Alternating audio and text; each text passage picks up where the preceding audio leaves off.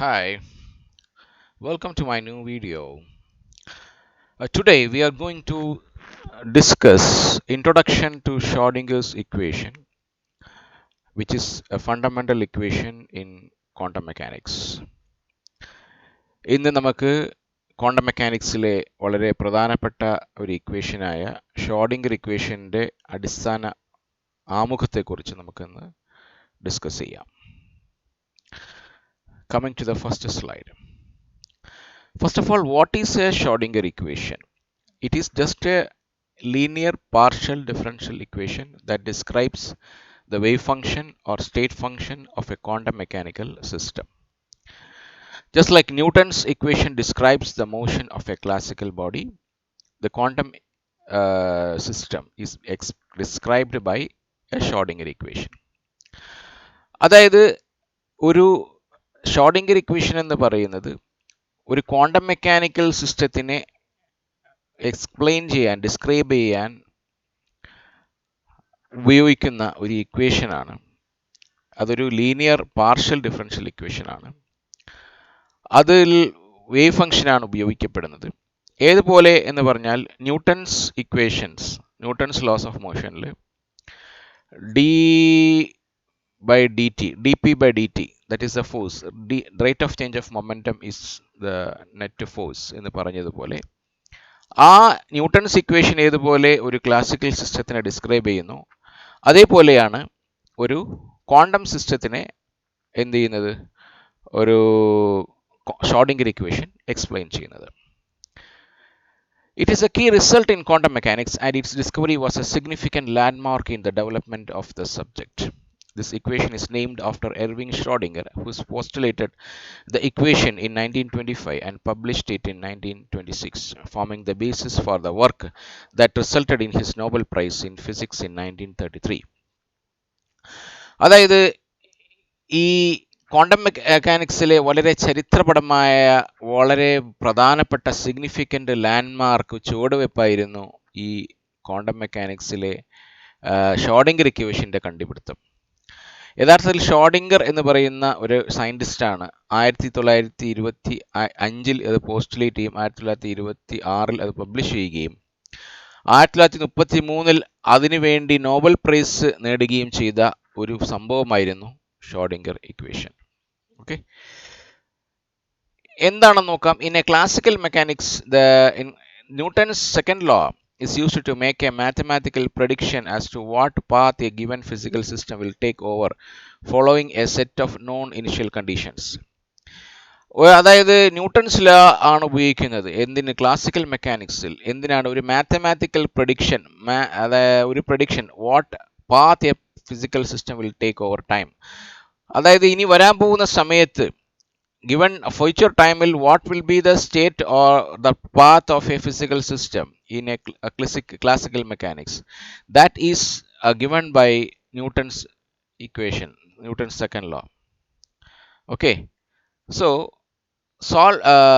solving this Newton's equation will give you the position and momentum of the physical system as a function of the external force acting on the system. If I know the initial conditions and the external force acting on the system, we can find the coordinates and the momentum of the system in the future course of time, and these two parameters are sufficient to describe its state at each time instant. In quantum mechanics, the analog of Newton's law is called Schrödinger equation. അതായത് classical മെക്കാനിക്സിൽ രണ്ട് കാര്യങ്ങൾ അറിഞ്ഞാൽ മതി.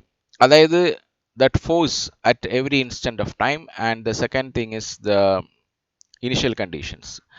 So if I know these two things, we can easily find the future course of time using Newton's law.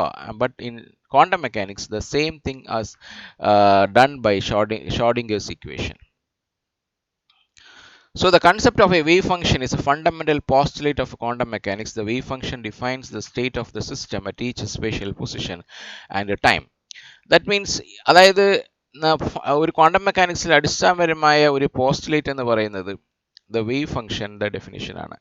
Wave function എന്ന് പറയുന്നത് ഒരു സിസ്റ്റത്തിനെ describe ചെയ്യുന്നു at each spatial, that is a function. It's not only a function, it is a complex function, and that complex function is a function of position and time. അപ്പോൾ position and ടൈമിനെ argument ആയിട്ട്, അതായത് independent variable ആക്കിക്കൊണ്ട് ഒരു complex function define ചെയ്യുകയും ആ complex ഫംഗ്ഷനെ ഒരു സിസ്റ്റത്തിനെ describe ചെയ്യുന്ന ഒരു വേവ് ഫംഗ്ഷനായി ഡിഫൈൻ ചെയ്യുകയും ആ വേവ് ഫംഗ്ഷനെയാണ് ഷോർഡിംഗർ ഇക്വേഷനിൽ അപ്ലൈ ചെയ്ത് സോൾവ് ചെയ്യുകയും ചെയ്യുന്നത്. ഏതുപോലെ ന്യൂട്ടൺസ് ഇക്വേഷനിൽ നമ്മൾ സോൾവ് ചെയ്യുന്നത് പോലെ. Using this postulate, Schrodinger's equation can be derived from the fact that the time evolution operator must be unitary and must therefore be generated by the exponential of a self-adjoint operator, which is called quantum Hamiltonian. മാത്രമല്ല ഈ ഷോർഡിംഗർ ഇക്വേഷന്റെ ഒരു പ്രധാനപ്പെട്ട വേറൊരു postulate എന്ന് പറയുന്നത്, അതായത് assumption എന്ന് പറയുന്നത്, the time evolution of an operator must be unitary, that and also the self-adjoint, it should be self-adjoint. There are some, we will come to know more in detail when we come to the derivation of the Schrodinger equation. So there are some operators which are called self-adjoint operator, like a Hamiltonian operator. So there, that means you have to use what I say, the value operators in quantum mechanics. That means the energy operator itself has a operator form. The energy has an operator form. That is what the Schrodinger equations is. As I told you, the wave function is describes the complete information. It will give you the complete information of the system, and the solutions to the Schrodinger equation describe not only the molecular, atomic or subatomic systems, but also macroscopic systems, possibly even the whole universe. Schrodinger equation solution എന്ന് പറയുന്നത് atomic ലെവലിൽ മാത്രമല്ല, higher ലെവലിലും Schrodinger equation നമുക്ക് apply ചെയ്യാവുന്നതാണ്. The Schrodinger equation is not the only way to study the quantum mechanical systems and predictions. The other formulations of quantum mechanics include matrix mechanics, introduced by Werner Heisenberg, and the path integral formulation, chiefly developed by Richard Feynman. അതായത് ഈ ഷോർഡിംഗർ mechanics method എന്ന് മാത്രമല്ല quantum mechanics ഉള്ളത്. Quantum മെക്കാനിക്സിൽ വേറെയും ചില formulations ഉണ്ട്. അതായത് ഈ ക്വാണ്ടം മെക്കാനിക്സിന്റെ ഒരു ഫോർമുലേഷനാണ് വേവ് മെക്കാനിക്സ്. ആ വേവ് മെക്കാനിക്സ് ആണ് ഷോർഡിംഗർ ഇക്വേഷൻ ഉപയോഗിച്ചുകൊണ്ടുള്ള മെക്കാനിക്സ്. അതേസമയത്ത് ക്വാണ്ടം മെക്കാനിക്സിന്റെ മറ്റു ഫോർമുലേഷനായ മെട്രിക്സ് മെക്കാനിക്സിൽ മെട്രിക്സ് ഉപയോഗിച്ചിട്ടാണ് വെർണർ ഹൈസൻബർഗ് ചെയ്യുന്നത്. അതുപോലെ path integral formulation was developed by Richard Feynman. മാത്രമല്ല, Paul Dirac incorporated matrix mechanics and the Schrodinger equation into a single formulation. Paul Dirac എന്ന് പറയുന്ന സയന്റിസ്റ്റ് മെട്രിക്സ് മെക്കാനിക്സ് എന്ന് പറയുന്നത്, അതായത് ഹൈസൻബർഗിന്റെ മെട്രിക്സ് മെക്കാനിക്സ് ഓഫ് ക്വാണ്ടം മെക്കാനിക്സിനെയും അതുപോലെ തന്നെ ഷോർഡിംഗർ ഇക്വേഷനും, അതായത് വേവ് മെക്കാനിക്സിനെയും ഒരു സിംഗിൾ ഫോർമുലേഷൻ ആക്കി മാറ്റുകയുണ്ടായി. For example, the Schrodinger equation can be said that it depends on the physical situation. The most general form is the time-dependent Schrodinger equation, which gives a description of a system evolving with time. Schrodinger equation വളരെ general ആയിട്ടുള്ള ഒരു form എന്ന് പറയുന്നത് time dependent Schrodinger equation, just like Newton's equation. The quantum mechanical case, in this case, is the time dependent form of the Schrodinger equation. And you can see here the time dependent form of the Schrodinger equation is given by, which we will derive in the later videos. നമ്മൾ അടുത്ത വീഡിയോകളിൽ ഇത് derive ചെയ്യുന്നതാണ്, equation derive ചെയ്യും. അതായത് I h cross is equal to dou by dou t of d by dt of psi, that is equal to h of psi. Okay, we will be describing this in the coming videos. So in the non-relativistic case, a wave function that satisfies the non-relativistic Schrodinger equation with V is equal to 0, that means the potential energy is 0. In other words, this corresponds to a particle traveling freely through an empty space. The real part of the wave function is plotted here. See here, a wave function has got a real and imaginary part, and you can see an example. For an example, if I take a complex wave function, the real part represents like this. This is the sketch, the figure which shows an oscillation, a damped like oscillation. That is the real part of a wave function, and the imaginary part is due to the phase lag, phase factor. You can see the non-relativistic Schrodinger time-dependent Schrodinger equation. I told you, instead of h, that operator comes as the energy operator is described as minus h cross square by 2m plus uh, plus V of R and that into psi. And these two are the two energy operator. This is a kinetic energy operator and this is a potential energy operator. This is the left hand side of the Schrodinger. So this is what the time dependent Schrodinger equation looks like. So this Schrodinger equation can refer to the general equation or the specific non-relativistic version. And this Schrodinger equation which we saw is a non-relativistic case of Schrodinger because in relativistic cases there are different equations. That is not Schrodinger equation. And the general equation is indeed quite general, used throughout the quantum mechanics for everything from the Dirac equation to the quantum field theory by plugging in diverse expressions from the. So for different cases, we will be having different Hamiltonians. The specific non-relativistic equation is a strictly classical approximation to reality and yields accurate results in many situations, but only to a certain extent. As I told you, this non-relativistic the specific equation is a classical approximation to reality. As if I say reality in speaking, this is just a small classical approximation, and you need many approximations into the Schrodinger equation in order to match the real experimental results. Now, how to apply the Schrodinger equation? First of all, the first step is to write down the Hamiltonian for the system, which is accounting for the kinetic energy and potential energy of the particles constituting the system. So, first of all, if I have an electron which is bounded to an atom, so if I want to solve the Schrodinger equation for that atom, so you have to first step is to write down the Hamiltonian for that system, and that is nothing but the kinetic energy and the potential energy separately. And then insert it into the Schrodinger equation. The resulting partial differential equation is solved for the wave function which contains the information about the system. And then if we substitute the values of the energy in the Schrodinger equation and then you solve to get the values of psi, and that psi will give you the information about the system. You can see here the figures which shows this, the solutions of a time dependent Schrodinger equation for a harmonic oscillator. So this harmonic oscillator means it is an atomic level harmonic oscillator, and the various solutions of a Schrodinger equation, time dependent Schrodinger equation, is shown in the first column. You can see the 3 rows are given, and the right hand side of the 3 rows shows the corresponding probability. So you can see here this the first figure is showing that the first level, that is the first possible solution of the Schrodinger equation, and that is having a peak at a particular point, that is psi 0, and correspondingly the square of the psi 0 square is probability density. You can see in the right hand side. Similarly, in the second case, the second possibility is the wave function shows peak, negative peak and positive peak on the both sides of the origin. Accordingly, you will get two peaks in the probability square. Similarly, here also we have the another third possibility. So this represents,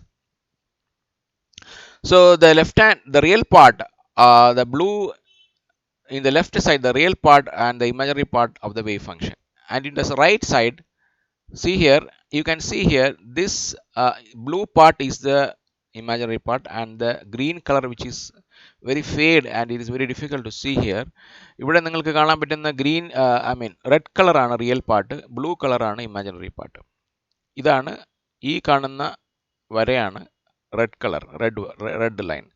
ഇതാണ് നീല, blue, this is red. So this is the real part, this is the imaginary part. The wave like part is the imaginary part, and the straight line part is the real part.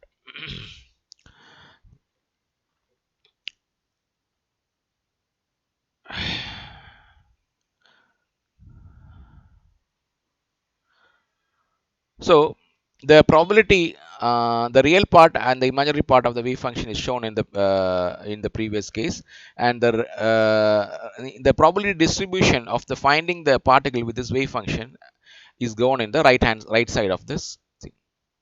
The two top rows are examples of stationary states which corresponds to standing waves. As we see here in the figure, there are first two rows represents the two waves, psi 1 and psi 2, and these are all examples of a stationary waves or like a standing waves. The bottom row is an example of state which is not a stationary state, and the right column illustrates why stationary states are called stationary. So you can see in the previous figure, see here, these two are stationary states, and this is not, the third one is not stationary state.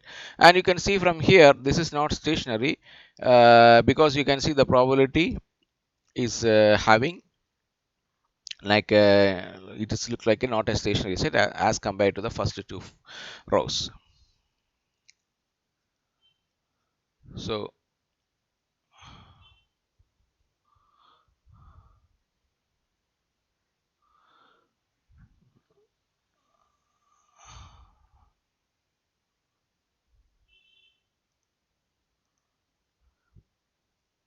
So the time-dependent Schrodinger equation described above predicts that the wave function can form standing waves called stationary states, as I told you.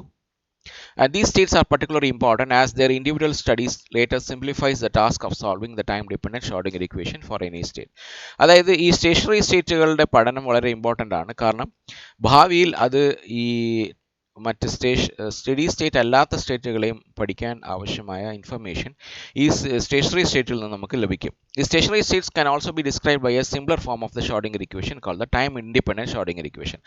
അതായത് ഈ stationery സ്റ്റേറ്റുകളെ നമുക്ക് time independent ഷോർഡിംഗർ equation എന്ന് പറയുന്ന form, ഷോർഡിംഗർ ഇക്വേഷന്റെ മറ്റൊരു form ഉപയോഗിച്ച് നമുക്ക് എന്ത് ചെയ്യാൻ പറ്റും, സ്റ്റേഷനറി സ്റ്റേറ്റ്സുകളെ പഠിക്കാൻ പറ്റും. Generally speaking, stationary steady സ്റ്റേറ്റും അതായത് ടൈം ഇൻഡിപെൻഡന്റും ടൈം ഡിപെൻഡന്റ് ആയ ഷോർഡിംഗർ ഇക്വേഷൻ ആയിരുന്നാലും ശരി, that will look like this form. This is the general form, that means the time independent form. This h psi is equal to e psi, where we will be deriving this time independent form in the coming videos. In this case, the E is total is a constant, which is a eigen value, and it is a total energy of the system. Okay. So this is also called as an eigenvalue equation. As we know, the eigenvalue equation is an operator operating on a function. It will give you a value and then the function itself. And here the operator is a Hamilton operator, which corresponds to the total energy operator. Okay.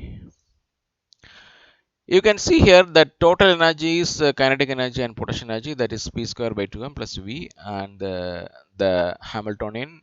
So corresponding operators for the p should be put it here, and then so Schrodinger equation predicts that if the certain properties of the system are measured, the result may be quantized, meaning that only specific discrete values can occur. See, അത് പ്രധാനപ്പെട്ട ഒരു കാര്യം എന്താണെന്ന് വെച്ച് കഴിഞ്ഞാൽ, നമ്മൾ ഈ ഷോർഡിംഗർ equation ഉപയോഗിച്ച് ഇപ്പോൾ എനർജി അല്ലെങ്കിൽ മൊമെന്റം പൊസിഷനൊക്കെ മെഷർ ചെയ്യുകയാണെങ്കിൽ the result may be quantised. ചില ക്വാണ്ടിറ്റീസുകളുടെ റിസൾട്ട് ക്വാണ്ടൈസ്ഡ് ആയിരിക്കാൻ സാധ്യതയുണ്ട്. That means quantised means all values are not possible. You will have a fundamental value, and that another value will be the multiple of integral multiple of this fundamental value. So like that, all values that is called as discrete condition or called quantized state. So the quantization is shown by some quantities, physical quantities, and that is one of the result of the Schrodinger equation. So example, energy is a quantized quantity. Like that means energy of a system, quantum mechanical system, is not continuous, whereas it is discrete. That means it can have in different or it can have only different particular certain values of energy. Another example is angular momentum. So this was an assumption. Actually, the angular momentum quantization was actually predicted by the Bohr atom model, where Bohr also said that the angular momentum is not possible. The values of angular momentum cannot have all the values.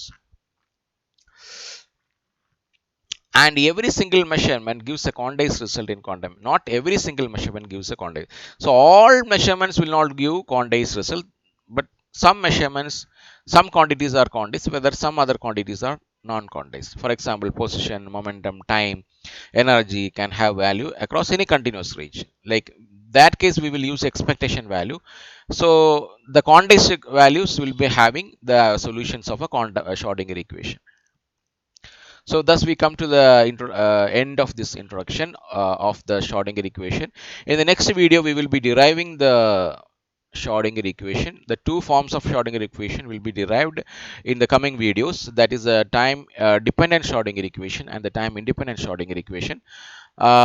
Thank you one and all, and we will see you in the next video. Thank you.